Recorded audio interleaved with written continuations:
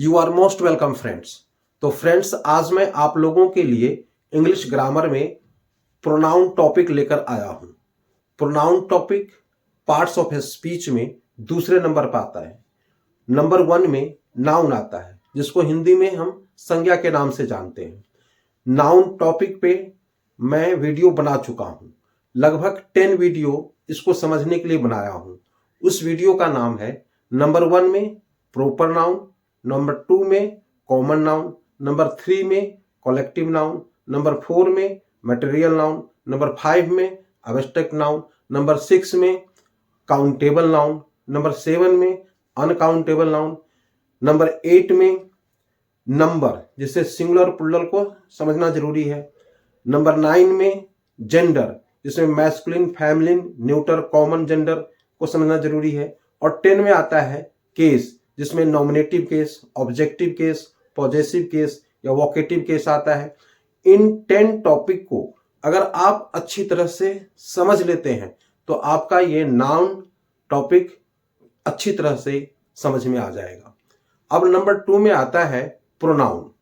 Pronoun काफी important chapter है ये।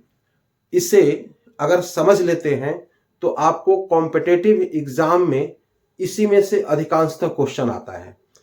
तो सबसे पहले जाने प्रोनाउन को हिंदी में क्या कहते हैं? सर्वनाम।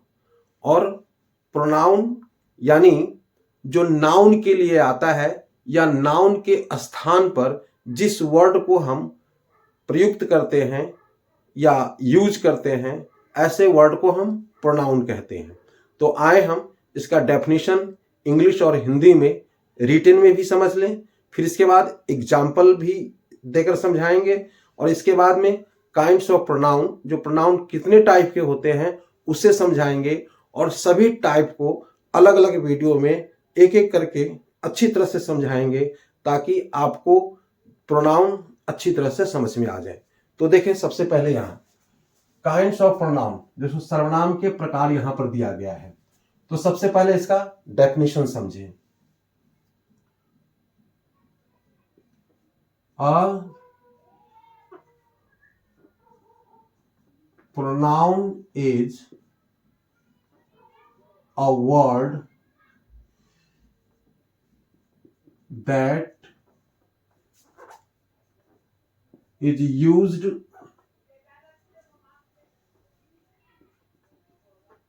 the place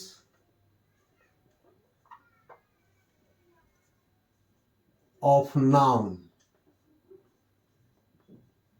is called noun।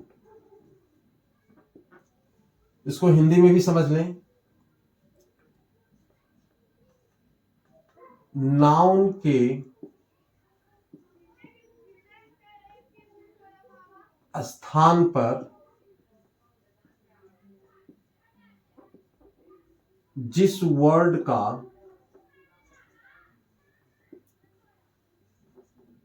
प्रयोग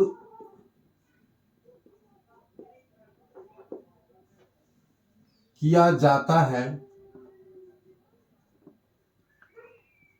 उसे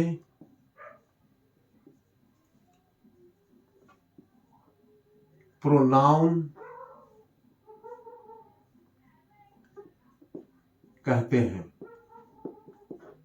तो एक बार देख लें फिर से। A pronoun is a word that is used the place of noun is called pronoun, is called pronoun. Noun के स्थान पर जिस वर्ड का प्रयोग किया जाता है उसे हम प्रोनाउन कहते हैं। अब हम एग्जाम्पल के थ्रू समझें। जैसे यहां पर अर्पित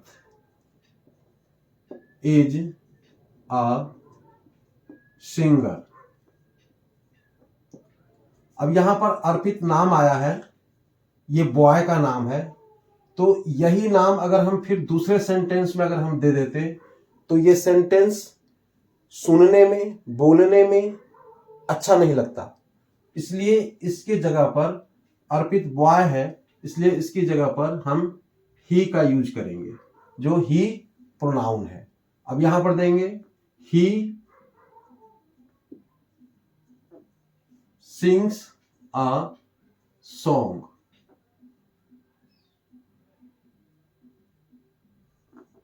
ही सिंग्स अ सॉन्ग, वह गाना गाता है।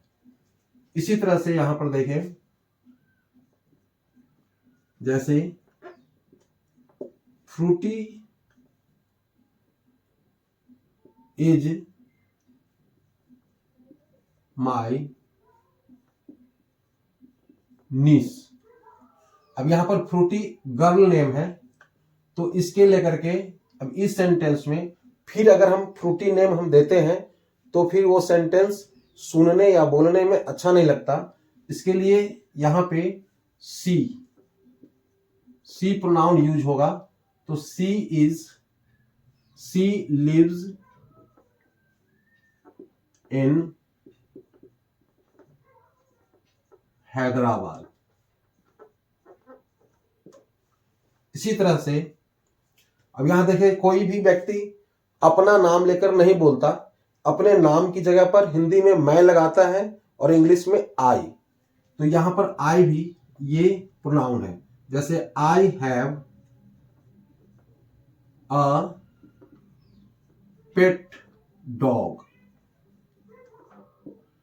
अब यहां पर ये जो डॉग है, इस डॉग के जगह पर हम कौन सा प्रोनाउन यूज करेंगे? It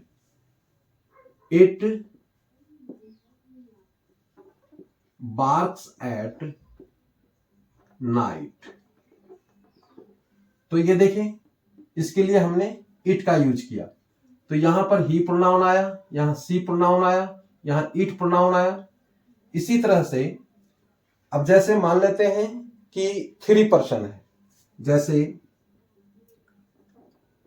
Ram, Shyam and Mohan. अब ये 3 पर्सन आया, इन 3 पर्सन के लिए हम कौन सा प्रोनाउन यूज करेंगे? तो इन 3 पर्सन के लिए ये कौन सा पर्सन चला गया? 3rd person. और 3rd पर्सन में जो प्रोनाउन आता है प्लूरल के लिए, वो दे हो जाता है, दे। अब जैसे they are students, they are student. अब यहां पर इन तीनों के लिए हम प्रोनाउन दे यूज किए हैं। अगर यही तीनों मान लेते हैं कि 1st पर्सन प्लूरल में आता है, जैसे अपने ग्रुप है, अपने ग्रुप के लिए अगर कोई लीड करता है तो वहां पर हम वी का यूज कर सकते हैं। जैसे वी आर फ्रेंड्स, हम लोग दोस्त हैं। तो ये प्रोनाउन आ गया वी। अगर अपने लिए बोलने वाले जो है, बोलने वाला का जो एक ग्रुप होता है, उसके लिए जो कोई व्यक्ति बोलेगा तो वहां पर वी का यूज करेगा। तो इसी तरह से आप इसमें सभी प्रोनाउन समझ गए होंगे। कभी कभी जब हम किसी से बात करते हैं तो जिससे बात करते हैं उन व्यक्ति का नाम लेकर के बात नहीं करते, उस जगह हम आप या तुम का यूज करते हैं। और आप और तुम को इंग्लिश में हम यू कहते हैं। जैसे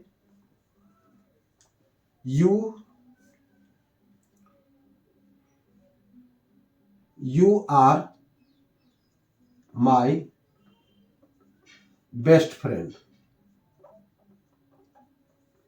तो यहां पर यू क्या हो गया? ये भी प्रोनाउन आ गया।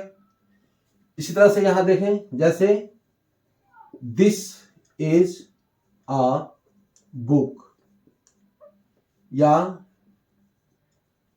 Those are chairs. तो यहां दिस दोज, जैसे ये चेयर्स के लिए दोज आया है, बुक के लिए दिस आया है, नजदीकी के बोध कराने के लिए दिस आता है, दूर का बोध कराने के लिए दैट आता है। ये प्लूरल में दूर अगर ज्यादा है तो दोज का यूज करेंगे, नजदीक में अगर एक ही है तो हम दिस का यूज करेंगे, और ज्यादा है तो हम दीज का यूज करेंगे। तो ये सभी प्रोनाउन है, और सभी प्रोनाउन को मैं हर अलग अलग टॉपिक में एक एक करके सेंटेंस बना करके आप लोगों को सिखाऊंगा ताकि पूरी तरह से यह कॉन्सेप्ट आप लोगों को क्लियर हो जाए। अब हम लोग सीखेंगे काइंड्स ऑफ प्रोनाउन। प्रोनाउन के कितने प्रकार होते हैं। तो देखें, इसे स्क्रीनशॉट लेना है, ले लें, समझना है, अच्छी तरह से समझ लें।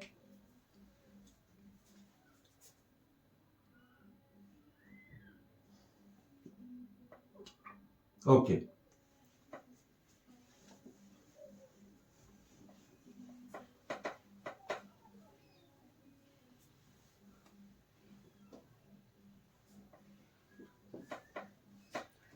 तो देखिए, there are 10 types of the pronoun. There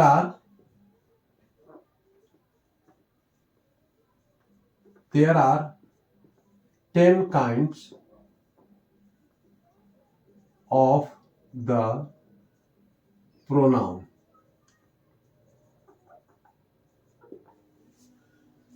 साथ में हिंदी भी मैं दूंगा। आप लोगों के जो हिंदी वाले स्टूडेंट हैं उनको समझ में अच्छी तरह से आएगा। नंबर 1 में देखें, पर्सनल प्रोनाउन।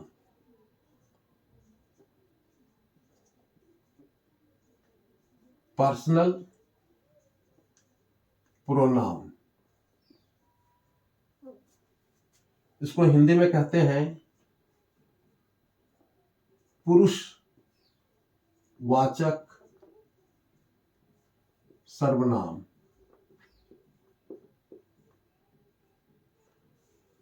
नंबर 2 में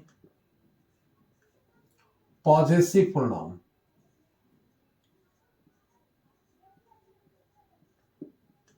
पॉजेसिव प्रोनाउन, इसको हम हिंदी में कहते हैं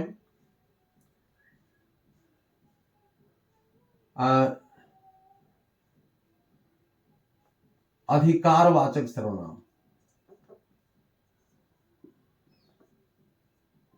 अधिकारवाचक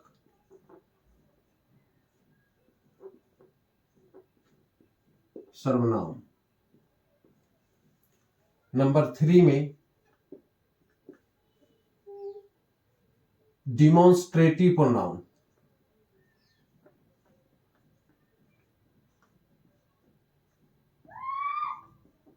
डिमॉन्स्ट्रेटिव प्रोनाउन, इसको हिंदी में कहते हैं संकेत वाचक सर्वनाम।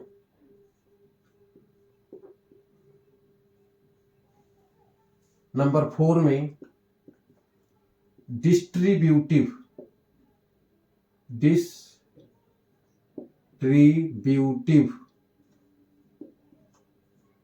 प्रोनाउन,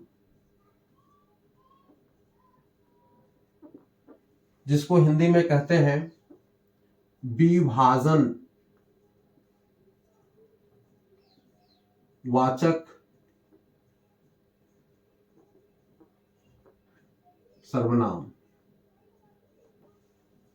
नंबर 5 में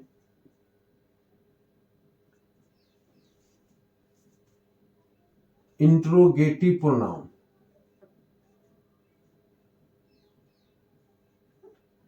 इंट्रोगेटिव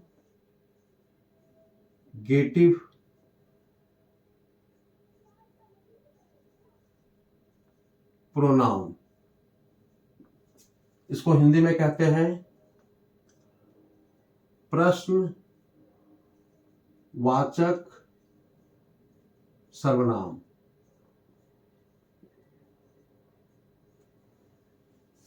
नंबर 6 में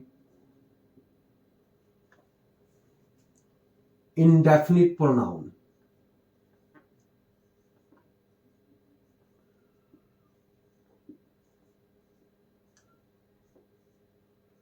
इंडेफिनिट प्रोनाउन,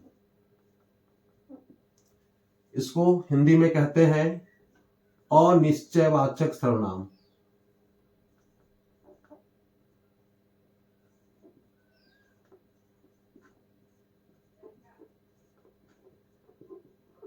अनिश्चयवाचक सर्वनाम। नंबर 7 में रिफ्लेक्सिव प्रोनाउन,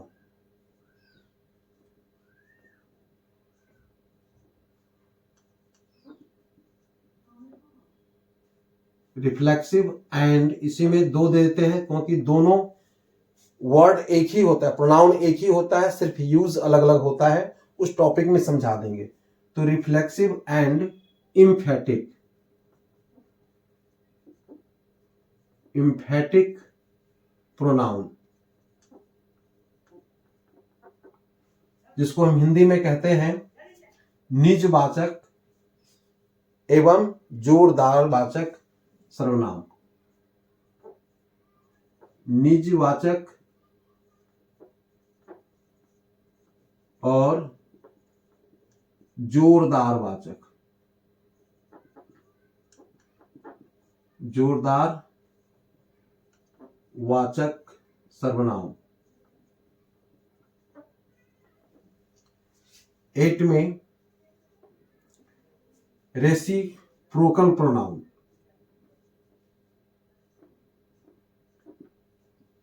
रेसिप्रोकल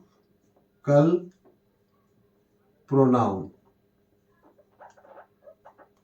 इसको हिंदी में कहते हैं पारस्परिक संबंधवाचक सर्वनाम। पारस्परिक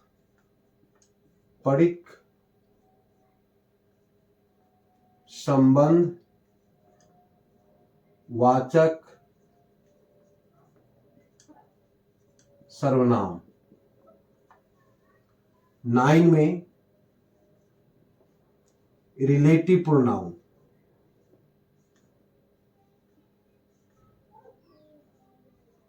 रिलेटिव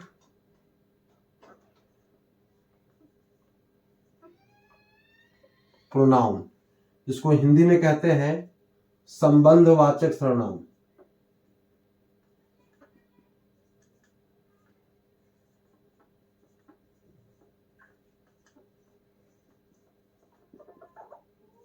और नंबर 10 में एक्सक्लामेटरी,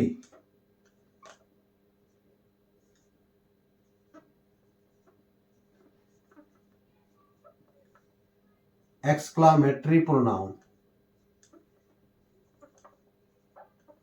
जिसको हिंदी में कहते हैं विस्मय, विस्मयादि बोधक वाचक सर्वनाम। विस्मयादि बोधक सर्वनाम।